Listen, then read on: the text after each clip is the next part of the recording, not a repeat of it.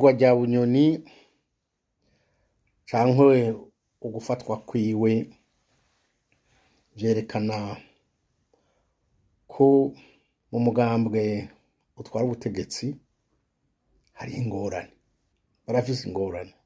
Muri vya bihangange vy'abajenero n'abandi badutwara harimwo ingorane yo kutumvikana.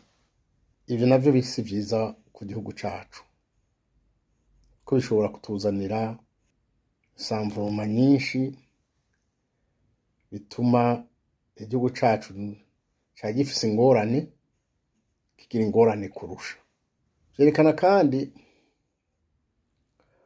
ko ukugwanira ubutegetsi biri hejuru vyatanguye, biriho. Naho imigambwe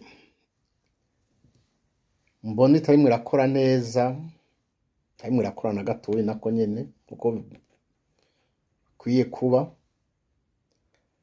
mu mugambwe uri ku butegetsi hoho abantu barimwo aritunganya cane kugira ngo bagwanire ubutegetsi, biraboneka cane. Ica kabiri kiboneka nuko mu Rwanda ubwo butegetsi bidaca mu nzira itomoye yemewe n'amategeko nkuko bibwirizwa kumera. Umengo benshi muri bo bashaka gukoresha igikenye, bashaka muri bo nyene banyenyane. Ariko twebwe abanyagihugu abarundi ukumenya ko imvubu zibiri zigwaniye ahantu canke inzovu, ubwatsi nibwo bahombera, nibwo buboneraho amagorwa. Ica kabiri vyerekana navyo nuko kuri iyi si tugenderako umuntu wese ico ari cose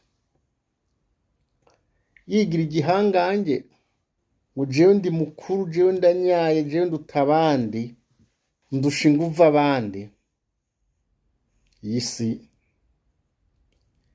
iramucinya ikamugira muto.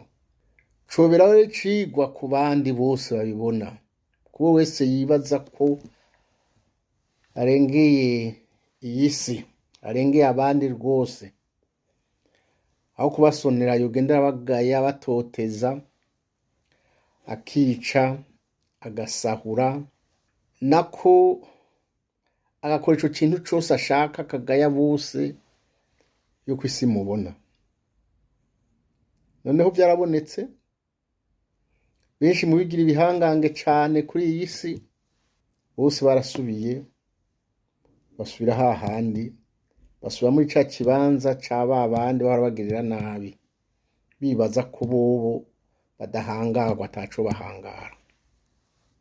Nukumenya kuri iyi si kugira nabi umuntu canke umuntu ngo ntaho yikora, ariko ugasanga ivyo wamubwiye ivyo bigushikiye. Co bicigwa rero kuri bose, kuri bose. Aho twahuye kera yarahungije mugenzi we, nako nomuvuga, yari umushinga ntahe, Imana imwakire, Perezida wa Gaza. Ndamubaza ati none Micombe vyagenze gute? Ati nukutamenya burya guhungisha abantu. Tukunda nanye narahunze.